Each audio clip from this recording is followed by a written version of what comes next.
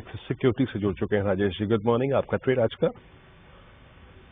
तो वीरेन जी, हमें लगता है यहाँ पे वोल्टास पे फोकस रखना चाहिए। कंटिन्यूटी बनी हुई है अप ट्रेंड की, और जिस तरीके से ओपनिंग के बाद से स्टॉक में एक मोमेंटम देखने को मिला है, हमें लग रहा है ये स्टॉक के जो टारगेट बन सकते हैं करीब 1850 1860 की तरफ ये स्टॉक बढ़ते हुए दिख सकता है।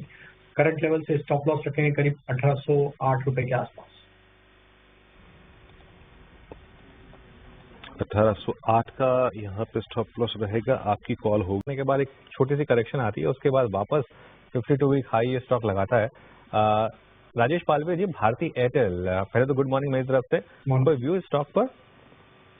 Good morning Anil. तो कंटिन्यूटी बनी हुई है भारतीय एयरटेल में, और जिस तरीके का एक आउट परफॉर्मेंस ये स्टॉक ने दिखाया और जिस तरीके की स्टेबिलिटी प्राइस में यहाँ पे देखने को मिली है इस वोलेटाइल मार्केट में भी, हमें लगता है यहाँ पे लॉन्ग टर्म के हिसाब से तो बिल्कुल बने रहना चाहिए। एक सस्टेन अप ट्रेंड यहाँ पे अक्रॉस ऑल टाइम फ्रेम देखने को मिला है।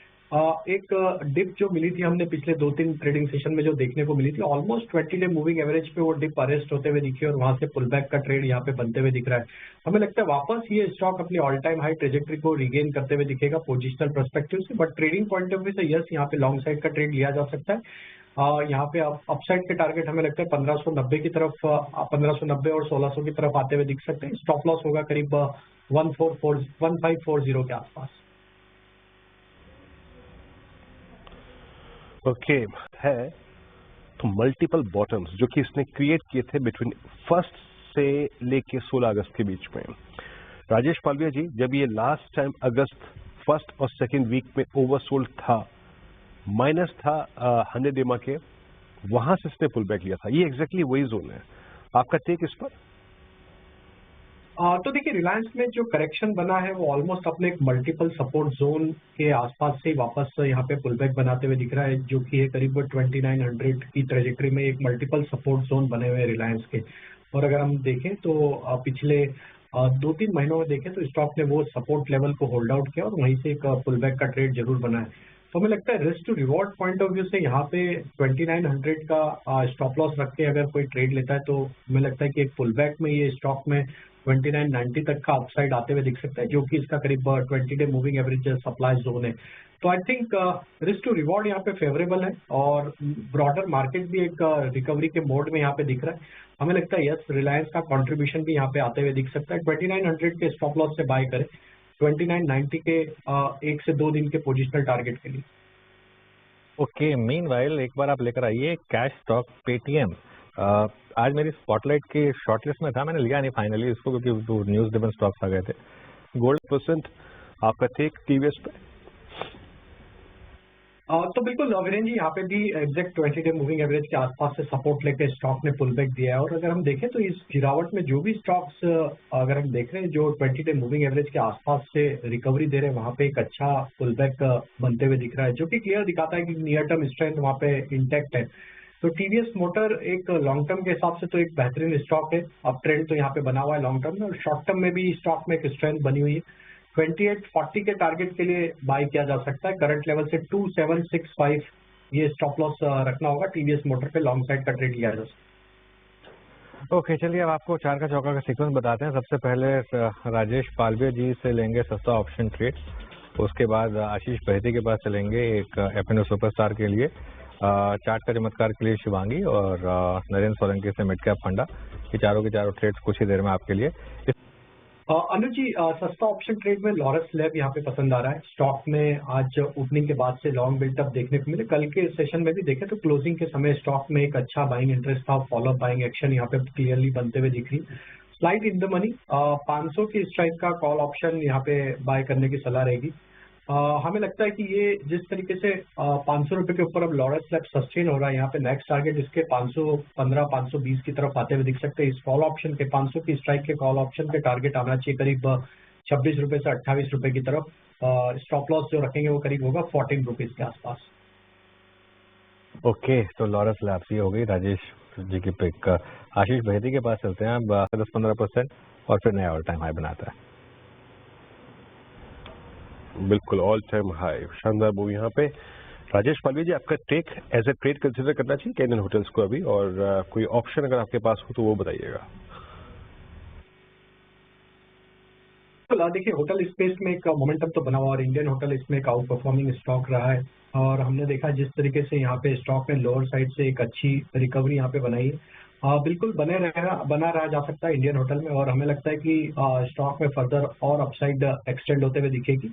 ओवरऑल होटल स्टॉक्स में हमने देखा पिछले दिनों में एक अच्छा मोमेंटम बनते हुए दिखा इंडियन होटल में। यहाँ पे हमें लग रहा है कि ये नेक्स्ट टारगेट इसका 610 की तरफ आते हुए दिख सकता है। तो जिनके पास भी लॉन्ग साइड का ट्रेड बने रह सकते हैं और फ्रेश बाय करना है तो यहाँ पे अगर ये 675 की तरफ अगर डिप देता है तो वो एक अच्छा लेवल होगा।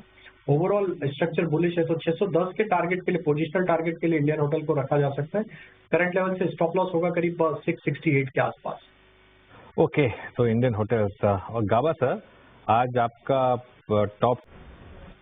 बिल्कुल देखिए 3 वीक से एक साइडवेज कंसोलिडेशन था, एक वेरी बहुत टाइट रेंज में स्टॉक कंसोलिडेट हो रहा था। एक करेक्शन के बाद स्टॉक ने एक बेस बनाया। अब यहाँ पे करंट वीक में स्टॉक में जिस तरीके का फॉर्मेशन बन रहा है, हमें लगता है ये स्टॉक एक ब्रेकआउट के लिए तैयार होते हुए दिख रहा है। केमिकल बास्केट, फार्मा बास्केट के दोनों ही सेगमेंट में एक अच्छा मोमेंटम यहाँ पे बनते हुए दिखा है। हमें लगता है नवीन फ्लोरेन में भी यहाँ पे एक अच्छा रिस्क टू रिवॉर्ड के हिसाब से ये अच्छी जगह पे अवेलेबल है स्टॉक।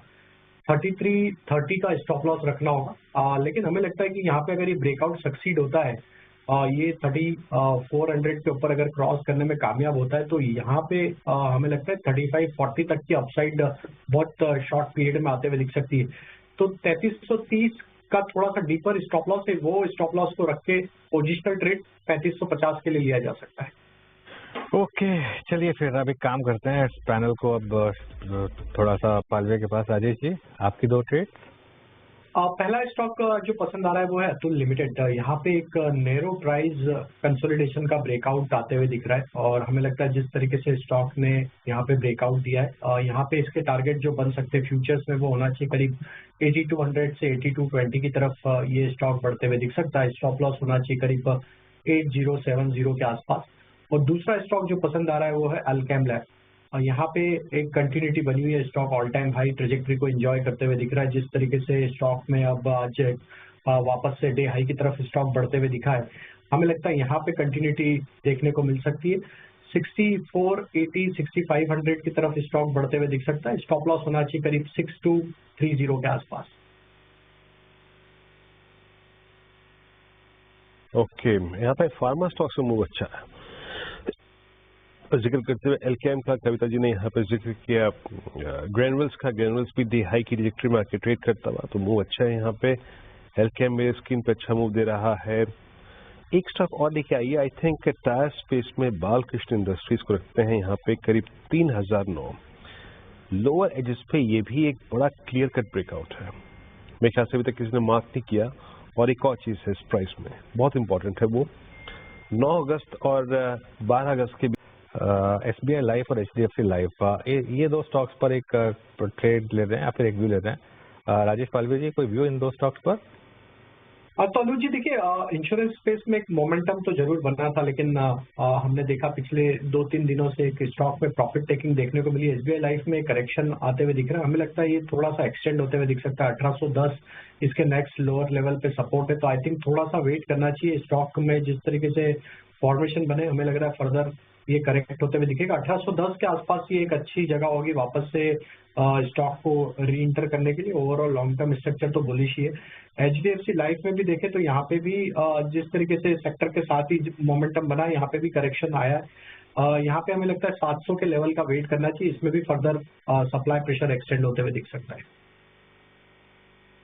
ओके, चलिए अब एक काम करते हैं, बात करते हैं अब थोड़ा सा मार्केट फंडामेंटल्स की। हमारे साथ प्रकाश दीवान